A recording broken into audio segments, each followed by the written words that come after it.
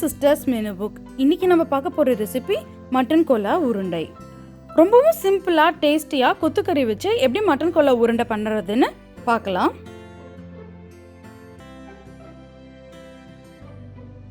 First ஒரு 1/2 kilo கொத்துக்கறியை ஒரு 1/2 teaspoon மஞ்சள்தூள் சேர்த்து நல்லா கலந்து வச்சுக்கலாம்.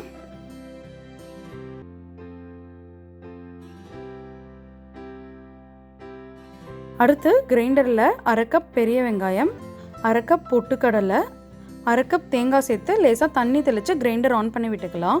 அடுத்து ஒரு பீஸ் இஞ்சி, 1 டீஸ்பூன் சோம்பு, 1/2 டீஸ்பூன் கசகசா, 4-5 காஞ்ச மிளகாய், 3 கிராம்பு, 1 இன்ச் பட்டை சேர்த்து லேசாக தண்ணி தெளித்து இதை கரகரப்பாக அரைச்சி எடுத்துக்கலாம்.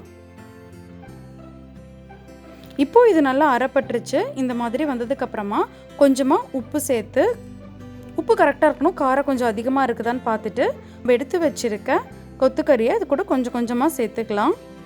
இது நீங்கள் மிக்சிலையும் அரைச்சிக்கலாம், ஆனால் கிரைண்டரில் சேர்த்திங்கன்னா அந்த மசாலாவோட கொத்துக்கறி நல்லா கலந்து வரும்.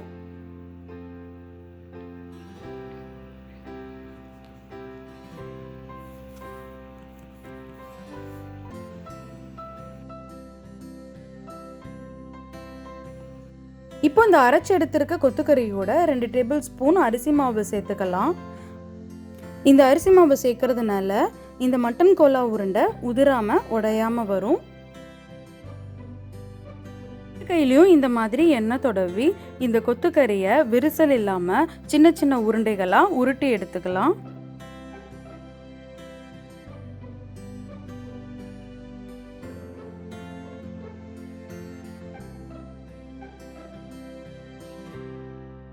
இப்போ நம்ம உருட்டி வச்சுருக்க உருண்டைகளை ஒரு 10 நிமிஷம் ஃப்ரிட்ஜில் வச்சு எடுத்துக்கலாம். அப்போ தான் எண்ணெயில் போட்டால் பிரியாமல் வரும். அடுத்து ஒரு பேனில் கொஞ்சமாக எண்ணெய் சேர்த்துக்கலாம். இப்போது இந்த ஃப்ரிட்ஜிலேருந்து எடுத்த உருண்டையை லேசாக இந்த மாதிரி தட்டி வச்சுக்கலாம். நீங்கள் அதை தட்டி போட்டாலும் அது எண்ணெயில் போட்டதுக்கப்புறமா புசுன்னு உப்பி தான் வரும். இப்போ இந்த மட்டன் கோலா உருண்டை செய்கிறதுக்கு எண்ணெயை மீடியமாக சூடு பண்ணிக்கலாம். ரொம்பவும் ஹாட்டாக இருக்கக்கூடாது, ஏன்னா இந்த மட்டன் கோலா உருண்டை வேகிறதுக்கு கொஞ்சம் நேரம் எடுக்கும். ஹை ஃப்ளேமில் வச்சு குக் பண்ணோன்னா மட்டன் வெளியே சீக்கிரம் கருகிரும், உள்ளே வெந்திருக்காது. ஸோ அதனால் ஃபுல்லாகவே மீடியம் ஃப்ளேமில் வச்சு குக் பண்ணிக்கலாம். இப்போது அருமையான சூப்பரான மட்டன் கோலா உருண்டை ரெடி ஆகிடுச்சு.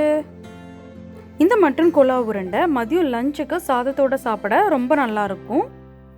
கண்டிப்பாக ட்ரை பண்ணி பாருங்கள். உங்களுக்கு இந்த ரெசிபி பிடிச்சிருந்ததுன்னா லைக் பண்ணுங்கள், எங்கள் ரெசிபியை உங்கள் ஃப்ரெண்ட்ஸ் அண்ட் ஃபேமிலியோட ஷேர் பண்ணுங்கள், எங்கள் சேனலை சப்ஸ்கிரைப் பண்ண மறந்துடாதீங்க. எங்கள் வீடியோ அப்டேட்ஸ் உங்களுக்கு உடனே வரதுக்கு கண்டிப்பாக பெல் ஐக்கானையும் ப்ரெஸ் பண்ணிடுங்க. தேங்க்ஸ் ஃபார் வாட்சிங்.